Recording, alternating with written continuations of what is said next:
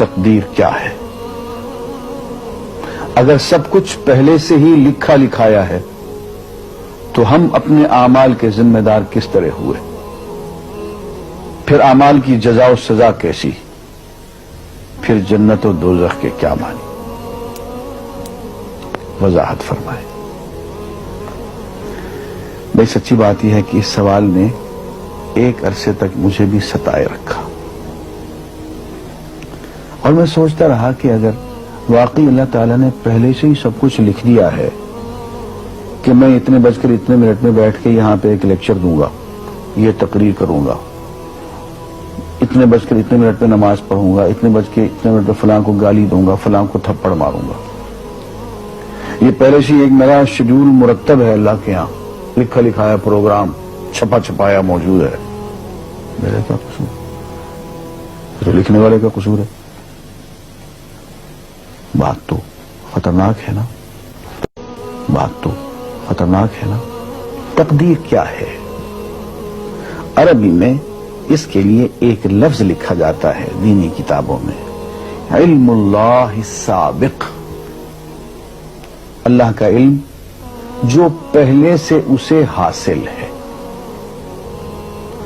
اللہ کو معلوم ہے کہ آج میں اتنے بج کر اتنے منٹ پہ اپنی مرضی سے، اپنے ارادے سے، اپنی آزادی فکر اور آزادی عمل پہ،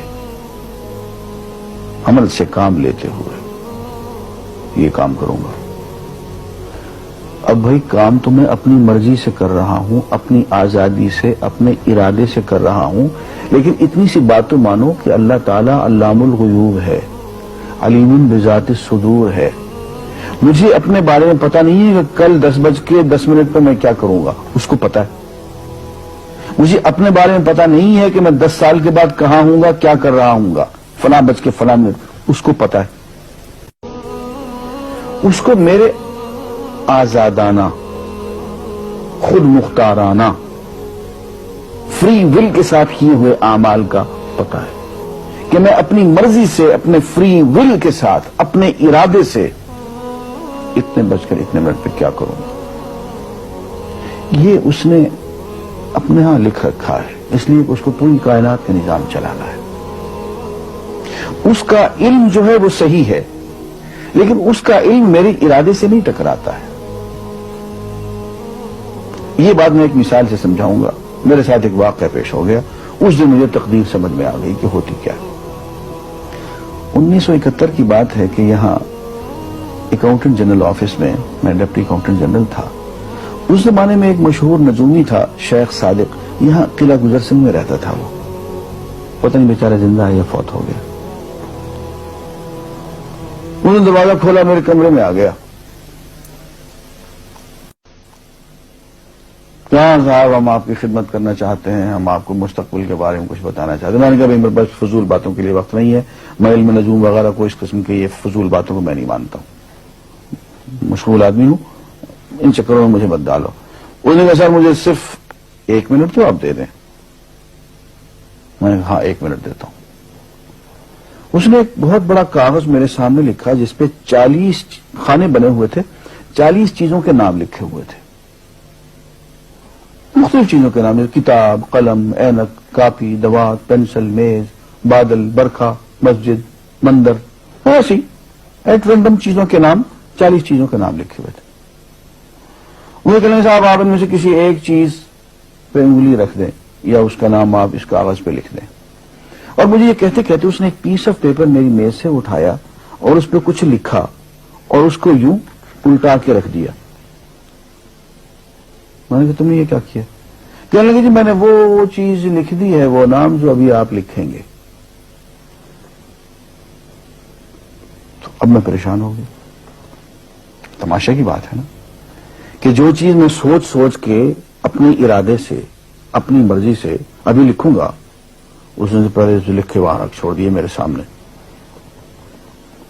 اب میں سوچ میں پڑ گیا کہ یار وہ چیز لکھوں جو اس نے نہ لکھی ہو، کبھی میں اس کا ارادہ کروں، کبھی اس کا ارادہ کروں، میں تنگ آ کے آخر میں نے کسی ایک چیز کو لکھ دیا، میری یہ ہے۔